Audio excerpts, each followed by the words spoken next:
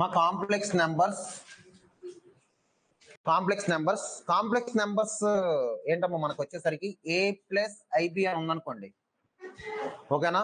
ఇక్కడ wear I ఏమై ఉండాలి, where I equal to square root of -1 iota, ఓకేనా. So square root of -1.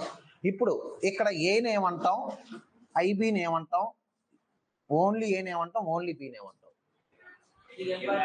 Real part ఏంటి ఇక్కడ, ఇది జెడ్ అనుకుందాం. రియల్ పార్ట్ ఆఫ్ జెడ్ ఇలా చూపిస్తాం, ఎంతమ్మా ఏ. దీన్నే రియల్ నెంబర్ అని కూడా అంటాం. Real number, real part. Real part అన్నా రియల్ నెంబర్ అన్నా రెండు సేమే, ఓకేనా. దీన్ని రియల్ పార్ట్ అనొచ్చు లేదా రియల్ నెంబర్ అనొచ్చు. రియల్ పార్ట్ ఇది, అందుకే real part of Z. Real part of Z ఎంత, A. Imaginary part of Z ఏమై ఉండాలి, బి.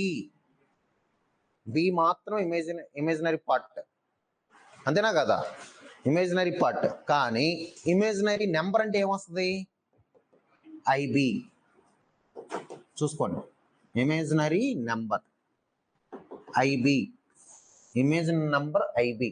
ఇమేజినరీ నెంబర్ వేరు, ఇమేజినరీ పార్ట్ వేరు. ఇమేజినరీ పార్ట్ అంటే బి, అందుకే I M of Z equal to B అని రాస్తాం. ఇమేజినరీ నెంబర్ అంటే ఏంటి, ఐబి. ఇక్కడ రియల్ నెంబర్ అన్నా రియల్ పార్ట్ అన్నా రెండు సేమే, ఏనే వస్తుంది, రియల్ నెంబర్ ఏ. ఇప్పుడు బి ఈక్వల్ 0 అయింది అనుకోండి అమ్మా, Z equal to A plus I 0 వచ్చేది ఏంటిది, రియల్ పార్టేనా, రియల్ పార్ట్ వస్తుంది. అంటే అర్థం ఏంటి, ప్యూర్లీ రియల్ అని అంటాం, అవునా.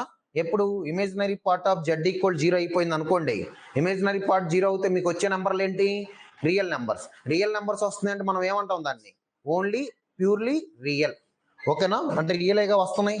ఒకవేళ imaginary real part of Z equal 0 అయింది అనుకోండి, ఏం మిగిలి ఉంటుంది, ఓన్లీ ఇమేజినరీ నెంబర్స్ మిగులుతాయి. అప్పుడు దాన్ని ఏమనొచ్చు మనం, ప్యూర్లీ ఇమేజినరీ.